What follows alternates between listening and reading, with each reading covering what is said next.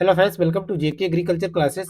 इस वीडियो में आप सभी को कोशिका विभाजन यानी कि सेल डिवीजन के बारे में बताएंगे, जिससे रिलेटेड क्वेश्चन यूपी बोर्ड परीक्षा में पूछे जाते हैं।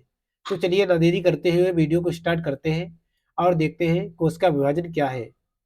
कोशिका वृद्धि करते करते ऐसी अवस्था में आ जाती है जब कोशिका द्रव्य व केंद्रक का संबंध संतुलित नहीं रहता। अतः एक कोशिका बढ़कर दो भागों में विभाजित हो जाती है। तो इस क्रिया को कोशिका विभाजन अर्थात सेल डिवीजन कहा जाता है। जिस कोशिका का विभाजन होता है उसे जनक कोशिका कहा जाता है, पेरेंट सेल कहा जाता है। तथा जिस कोशिका का निर्माण होता है उसे पुत्री कोशिका या संतत कोशिका कहा जाता है। कोशिका विभाजन के प्रकार। कोशिका विभाजन तीन प्रकार से होता है। नंबर एक है असूत्री विभाजन, अमाइटोसिस। इस विभाजन में केंद्रक में इस विभाजन में केंद्रक बीच में दबकर दो भागों में टूट जाता है और प्रारंभ में केंद्रक लंबा होकर मध्य में दब जाता है। इसी समय कोशिका द्रव्य भी दो भागों में विभाजित हो जाता है। इस प्रकार विभाजन को असूत्री विभाजन कहा जाता है। यह विभाजन कवक, शैवाल और प्रोटोजोआ जैसे जीवों में होता है जो एक कोशिकीय होते हैं। नंबर टू, सूत्री विभाजन, माइटोसिस। इसे सोमेटिक डिवीजन भी कहा जाता है। यह एक जटिल विभाजन है जिसमें केंद्रक लगातार प्रतिक्रियाएं और प्रवस्थाएं प्रदर्शित करता रहता है।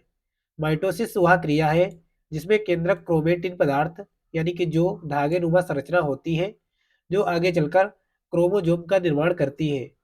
विशेष प्रकार के आकार वाले गुणसूत्र लंबाई में मध्य में दो भागों में विभाजित होकर संतति केंद्रक बनाते हैं और सूत्री विभाजन कहलाता है। इस विभाजन के पूर्ण होने में 2 घंटे का समय लगता है। माइटोसिस नाम फ्लेमिंग द्वारा 1882 में दिया गया था। इस विभाजन को भी दो भागों में विभाजित किया गया है। नंबर फर्स्ट है कैरियोकाइनेसिस, नंबर टू साइटोकाइनेसिस। इस विभाजन के लाभ इस प्रकार है। इस विभाजन द्वारा वृद्धि, पुनर्जनन और टूट फूट की मरम्मत होती है। यह विभाजन कुछ इस प्रकार से होता है। इसमें पेरेंट सेल आगे चलकर लंबी होती है और क्रोमेटिन पदार्थ लंबा होता है जो आगे चलकर गुणसूत्र का निर्माण करता है। यह कोशिका बीच में दबकर दो भागों में टूट जाती है और दो पुत्री कोशिकाओं का निर्माण होता है। इस प्रकार एक कोशिका से दो कोशिकाओं का निर्माण होता है जो कंटिन्यूअसली होता रहता है। नेक्स्ट है नंबर तीन, अर्धसूत्री विभाजन, मयोसिस। जनन कोशिकाओं में जो बहुकोशिकीय जीवों में जनन अंगों में अंदर होता है। कोशिका विभाजन को अगुणित करने के लिए विशेष प्रकार विभाजन होता है उसे अर्धसूत्री विभाजन कहा जाता है, मियोसिस कहा जाता है। यह विभाजन जनन कोशिकाओं में होता है। इस विभाजन को निम्न प्रवस्थाओं में बांटा गया है। इसकी 5 प्रवस्थाएं हैं जिन्हें इस प्रकार देखा जा सकता है: लेप्टोटीन, जाइगोटीन, पेचिटीन, डिप्लोटीन और डाइकाइनेसिस। इस विभाजन को कुछ इस प्रकार से प्रदर्शित किया जाता है। जो पेरेंट सेल है जो आगे चलकर दो भागों में विभाजित हो जाती है और दो भागों से विभाजित होकर वह भी दो दो भागों में विभाजित होकर 4 प्रकार की पुत्री कोशिकाओं का निर्माण होता है।